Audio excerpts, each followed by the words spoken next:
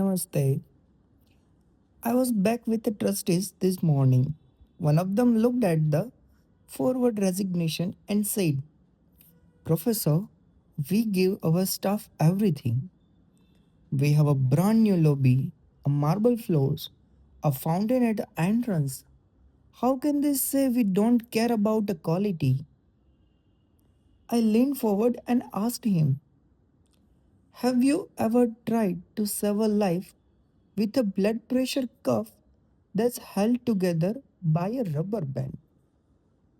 Because your forward nose, that Zen nose, did that every single day.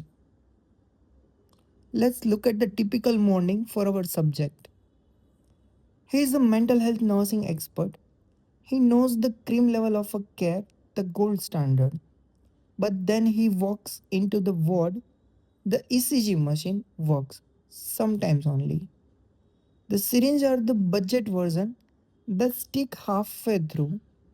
The computer system takes a 10 minutes to log a single vital check.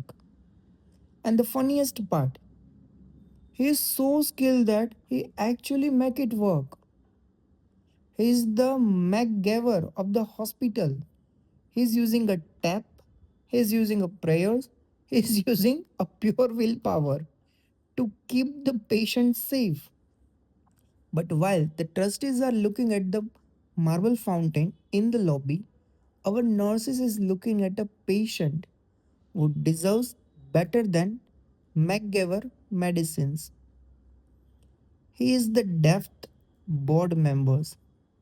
In psychology, we don't call this annoyance, we call this moral injury.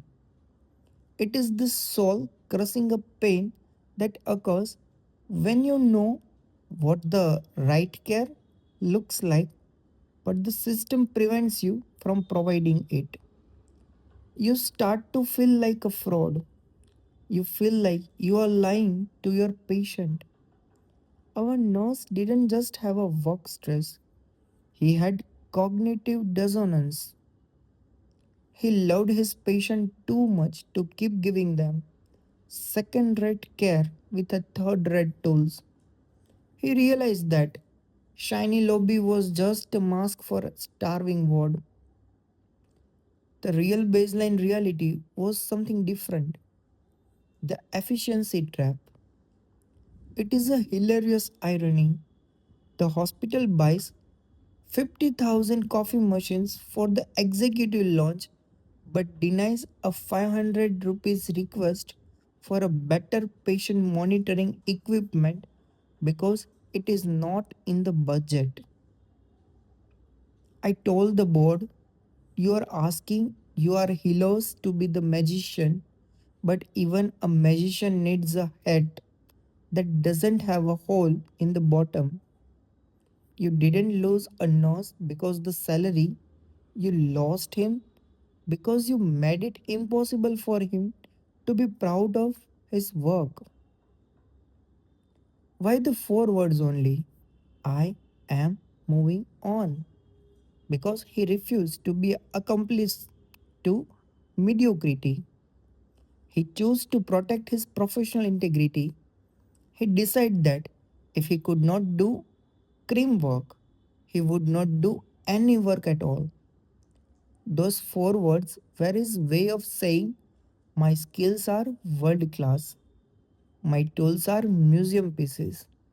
I'm going somewhere where the two actually matches. Next time, we tackle to the next episode, the senior ragging ritual. We will discuss why survival of a fittest is the worst way to run a hospital or a nursing institution. See you in the next case study. Thank you.